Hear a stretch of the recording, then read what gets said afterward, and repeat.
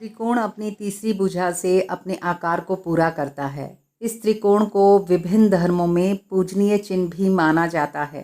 धर्मशास्त्र से संबंधित बात करें तो विशेषज्ञों के अनुसार 3 नंबर को एक बेजोड़ अंक माना जाता है।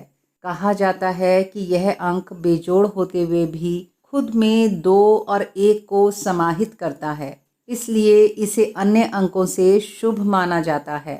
अंक 3 का सनातन धर्म में विशेष महत्व होता है, क्योंकि सृष्टि के रचयिता ब्रह्मा, विष्णु और महेश भी 3 हैं। साथ ही देवियां भी 3 लक्ष्मी, सरस्वती और पार्वती हैं। आरती करनी हो तो भी 3 बार की जाती है। किसी पवित्र स्थल की परिक्रमा करनी हो तो भी 3 बार करने का विधान है। इसके अलावा सौर मंडल में प्रमुख ग्रहों सूर्य, चंद्रमा और बृहस्पति की संख्या भी 3 है। हमारी कुंडली में प्रमुख ग्रह भी 3 ही होते हैं, जो हमारी किस्मत को सबसे ज़्यादा प्रभावित करते हैं। भोलेनाथ का प्रिय अस्त्र त्रिशूल भी 3 सिरों का है। त्रिशूल 3 गुणों सत्व, रज और तम का परिचायक है। इन तीनों के बीच सामंजस्य बनाए बगैर सृष्टि का संचालन कठिन है। इसलिए शिव ने त्रिशूल रूप में इन तीनों गुणों को अपने हाथ में धारण किया।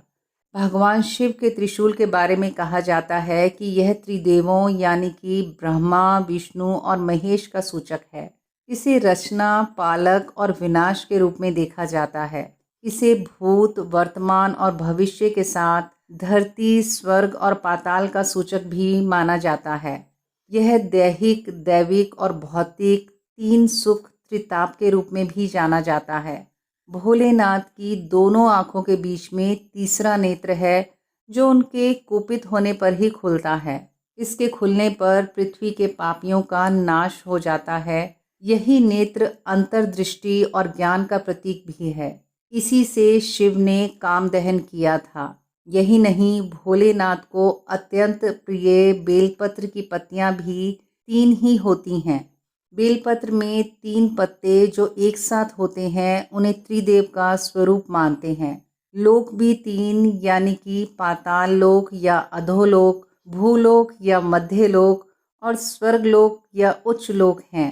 भगवान विष्णु ने अपने वामन अवतार में राजा बलि से मिले दान में एक ही पग में तीनों लोगों को नाप लिया था।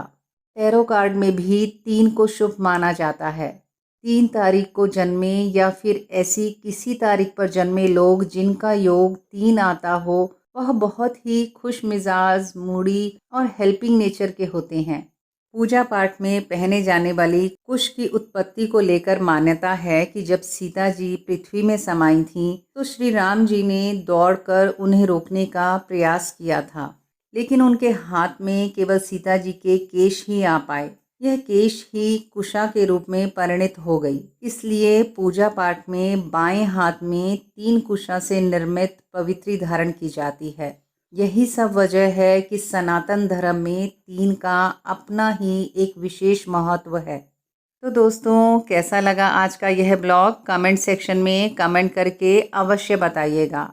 अगर आप यह ब्लॉग पढ़ना चाहते हैं तो शुद्ध देसी थॉट्स ऑन वर्डप्रेस पर जाकर पढ़ सकते हैं। उसका लिंक मैं नीचे डिस्क्रिप्शन बॉक्स में शेयर कर रही हूँ। धैर्य से मुझे सुनने के लिए आपका हार्दिक आभार। धन्यवाद।